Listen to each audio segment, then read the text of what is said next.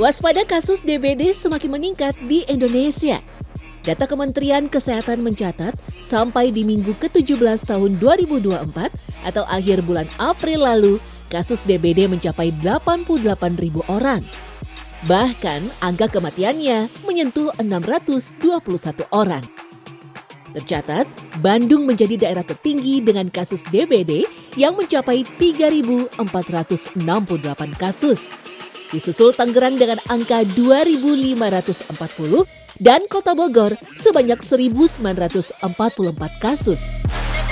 Di antara sekian langkah pencegahan demam berdarah, fogging menjadi salah satu yang populer dilakukan. Teknik pengasapan dengan bahan insektisida ini bertujuan membunuh nyamuk khususnya pembawa vektor penyakit demam berdarah, yaitu Aedes aegypti. Kalau menurut aku sih cukup efektif ya, cuma perlu dipikirin lagi dari efek negatif fogging untuk lingkungan itu apa. Maksudnya pas zaman dulu tuh efektif banget untuk menghilangkan apalagi kayak untuk nyamuk-nyamuk gitu ya, apalagi untuk serangga-serangga. Yang mengejutkan, di balik praktek fogging yang dilakukan banyak orang, ternyata ada oknum yang sengaja mengurangi takaran obat kimia untuk fogging. Salah satunya adalah Yogi. Pria asal Depok ini sudah menjalani praktek fogging nakal beberapa tahun terakhir. Sesuai dengan standar yang diberikan oleh Kementerian Kesehatan, tindakan fogging menggunakan cairan kimia berupa insektisida Malathion atau jenis insektisida yang sasarannya adalah nyamuk Aedes aegypti dewasa. Sayangnya, Yogi seringkali mengurangi takaran obat tersebut ketika melakukan aksinya. Obat itu kan juga ada takarannya, per satu botol bisa dipakai untuk berapa area wilayah. Seandainya 1 liter itu bisa dipakai untuk 10 kali penggunaan, dengan mengambil keuntungan sesaat, dia bisa pakai itu bisa sampai 30 kali pemakaian. Secara prinsip, proses kerja fogging sebenarnya berasal dari 2 cairan. Pertama insektisida dan kedua adalah solar untuk menghasilkan asap yang mengebul. Asap ini bertujuan untuk menjangkau daerah secara lebih luas dan merata. Sayangnya, banyak warga yang menganggap jika fogging sudah mengeluarkan asap pun, maka pengerjaannya sudah benar. Padahal sumber asap hanya berasal dari solar yang digunakan. Bisa juga kita cuma pakai solar aja asapnya tetap keluar tanpa ada obat kimianya atau obat cair nyamuk yang dipakaikan gitu. Dan itu untuk menutupi kebutuhan pengeluaran sebenarnya. Sebetulnya tidak baik ya, karena efek dari penyemprotan fogging sendiri itu tidak juga jadi manfaat sebenarnya. Sejatinya, cairan insektisida ini diberikan oleh pemerintah kepada warganya secara gratis. Namun, menurut Yogi, pemberian cairan tersebut belum merata. Terkadang, warga yang ingin mengajukan untuk wilayahnya di fogging pun harus melalui prosedur yang memakan waktu. Sehingga, Yogi memanfaatkan celah dan menawarkan diri untuk melakukan fogging di wilayah lain yang tak mempunyai cairan insektisida. Yogi pun meminta dana sumbangan dengan alasan biaya perawatan alat fogging serta pembelian cairan. Satu wilayah bisa sampai 100 sampai 150 rumah. Kalau satu wilayah itu ada 7 kepala lingkungan, berarti 7 wilayah itu dipakainya gitu. Kalau sesuai dengan standar dosis yang dipakai, 1 botol itu bisa terpakai 10 wilayah. Tapi kalau mau terjadi kecurangan ya bisa dipakai 30 wilayah, 25 wilayah masih bisa. Untuk menghindari kecurigaan warga, biasanya Yogi selalu memperlihatkan ke warga ketika sedang menuangkan cairan insektisida ke dalam alat fogging. Pasalnya, beberapa warga selalu menanyakan apakah takaran insektisida tersebut sudah benar. Yogi meyakini mereka bahwa takaran tersebut memang sudah cukup untuk mematikan nyamuk. Dari kemasannya saja juga sudah keciri.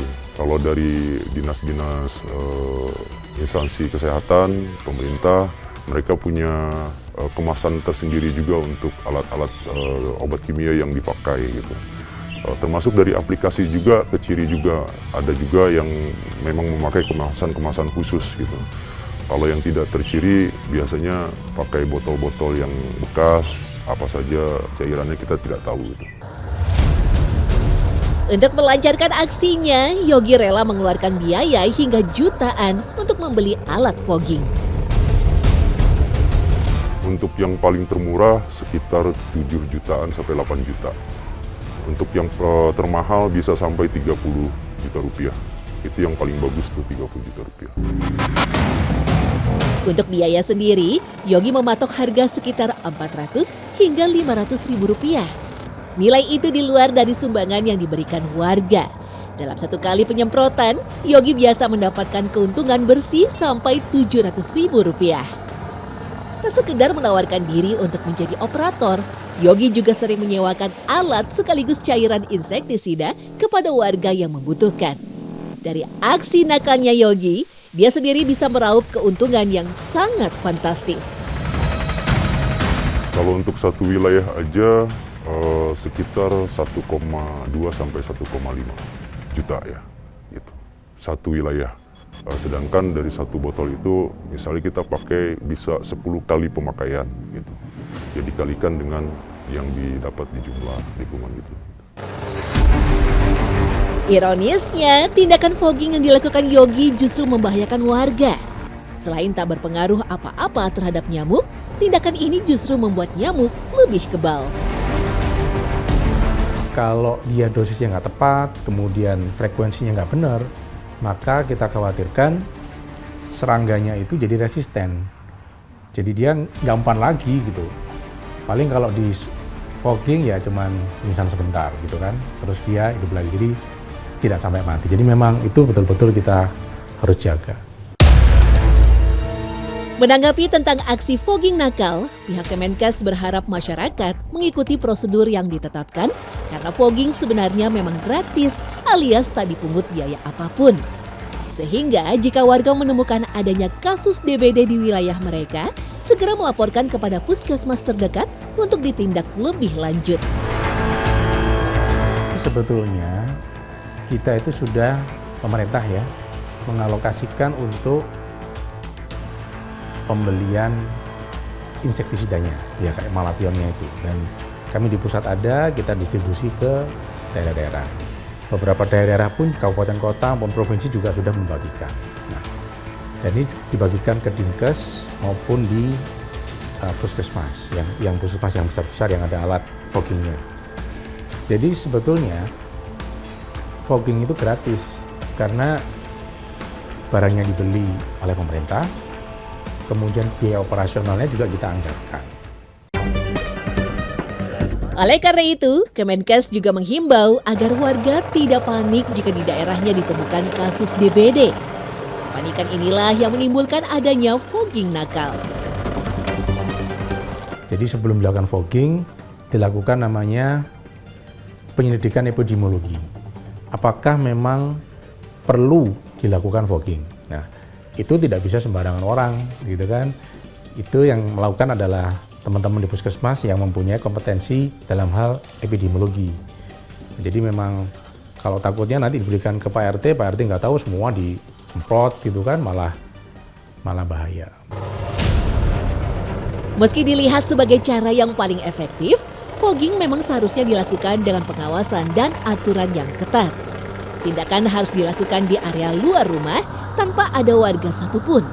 Jika asap sudah mereda, kisaran 15 menit, warga sudah boleh kembali ke rumahnya masing-masing.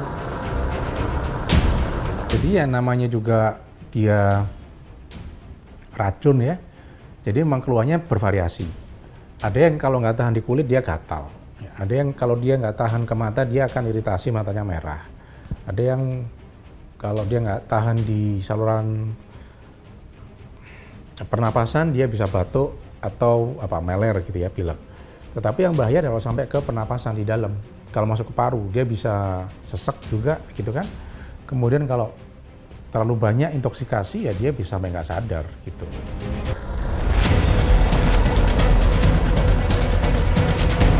Pada dasarnya, tindakan fogging yang benar akan bisa membunuh nyamuk dewasa. Secara ideal, praktek pencegahan ini seharusnya dilakukan 3 bulan sekali. Tetapi yang perlu diingat, fogging tidak mematikan jentik-jentik nyamuk Aedes aegypti. jentik ini dengan menggunakan fogging nggak mati. Jadi percuma, maksudku kalau dia tidak dibarengi ya fogging ini dengan larvasida, dengan mencari jentiknya atau ya pokoknya membunuh jentiknya, tetap aja nanti akan ada timbul kasus lagi.